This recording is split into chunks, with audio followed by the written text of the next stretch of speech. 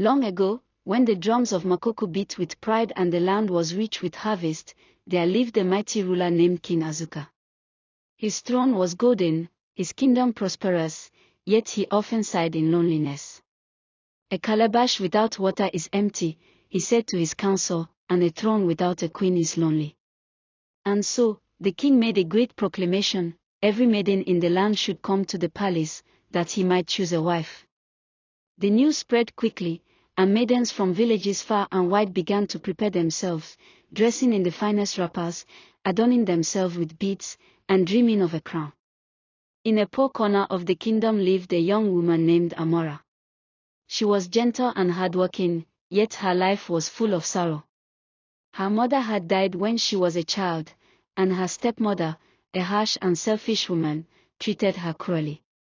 Each day Amara rose before the sun, swept the compound, fetched water, and hawked bananas in the market. Meanwhile, her stepsister Obioma did nothing but polish her nails and admire herself in mirrors. When the news of the king's search for a wife reached their home, Amara's stepmother clapped her hands in excitement. "Oh, my daughter shall be queen. Amara, you belong to the dust. Stay behind." On the day of the gathering, Obioma was dressed in the finest cloth her mother could find, with coral beads around her neck and wrists, her hair braided and shining with oil. Amara sat quietly in the corner, holding a broom. In their hurry to leave, Obioma forgot her glittering necklace on the table. Amara saw it and, with her kind heart, whispered, "Even if I am not chosen, let her not go without her jewel." She picked up the necklace and walked toward the palace. The palace courtyard was filled with maidens when she arrived. Some carried gifts of gold, others baskets of fine cloth, each hoping to win the king's eye. Amara slipped in quietly, holding only the forgotten necklace. As soon as she placed it into Obioma's hand, she turned to leave. But the sharp eyes of King Azuka fell upon her. "Wait," he commanded, rising slightly from his throne. The drums hushed, the crowd grew silent, and every head turned toward the poor girl at the gate. "Why do you flee when all maidens are coming forward?" Amara bowed low, her faded wrapper brushing the dust.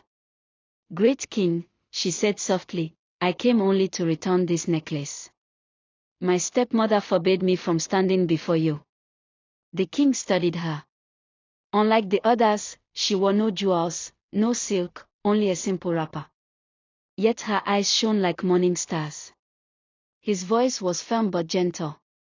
"Tell me then, poor maiden, what would you offer Makoku if I made you my queen?" The courtyard held its breath.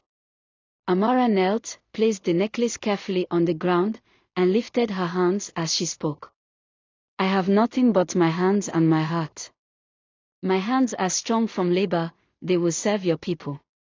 My heart is pure from suffering, it will hold you in truth. Riches fade, beauty withers, but a loyal heart endures like the Iroko tree." A murmur ran through the crowd. The elders nodded, and even the drummers paused in respect. King Azuka's eyes softened. He rose fully from his throne and took Amara by the hand. "Wisdom speaks from her tongue. Kindness shines in her deeds. This is the one my spirit chooses. Let Amara be queen of Makoku." The courtyard exploded with cheer. Drums thundered, horns blared, and the people danced with joy. Obioma and her mother gnashed their teeth in shame, but they could not undo what destiny had written. Soon after, a grand wedding was held in the palace. Amara, once mocked and despised, was clothed in royal garments and crowned before the people. She sat beside King Azuka on the golden throne, her face radiant with grace. Under their reign, the kingdom prospered, for Amara never forgot the taste of poverty. She cared for widows and orphans, tended to the poor, and ruled with compassion. In time, the elders told her story to children beneath the moonlight. "It is not the cloth that makes a queen," they would say, "but the heart she carries within."